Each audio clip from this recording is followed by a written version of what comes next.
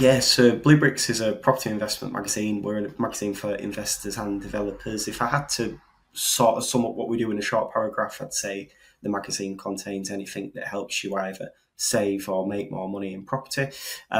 I'm not the founder of Blue Bricks, as you sort of alluded to earlier. I bought Blue Bricks magazine, the business, 3 years ago after working on it for some time, and then after working for a private equity firm for a short while that was buying and selling businesses. Nice, nice. And could you give us some high level stats just to give our audience an idea on, number of readers, revenue, stuff like that? Yeah, so we're at 10,000 readers currently.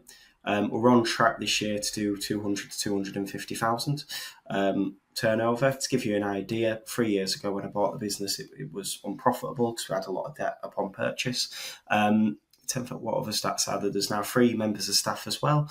And we do events UK-wide. The readership is a national readership all the way up from Newcastle to London, and strangely a couple of people in sort of Ireland as well. And why a magazine? Why did you look at that and go, do you know what?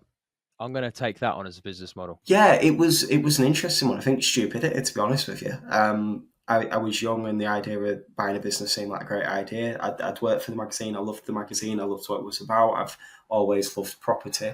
I didn't realise how tricky it would be trying to scale a publishing business in a digital age, but it's been a learning curve. And how would you say 10,000, because in this day and age, someone says I've got 10,000 readers or 10,000 listeners, and it's like, yeah, well, the internet, you can get hundreds of thousands, you can get millions, but it's different, isn't it? Having 10,000 people buy into a magazine. How would you sort of compare 10,000 readers of a magazine to say 10,000 views on YouTube? Yeah, that's good. A good question. So first of all, the types of people reading a property magazine are obviously going to be interested in property, and the content that we provide, which is for experienced investors, not new people, means if they're reading it, they're obviously doing stuff in property. Whereas with a YouTube video, any Tom, Dick and Harry can, be watching that. I was watching property videos when I was sort of 18, 19, just sort of getting an idea into the world of it. So I think it's the pre-qualification.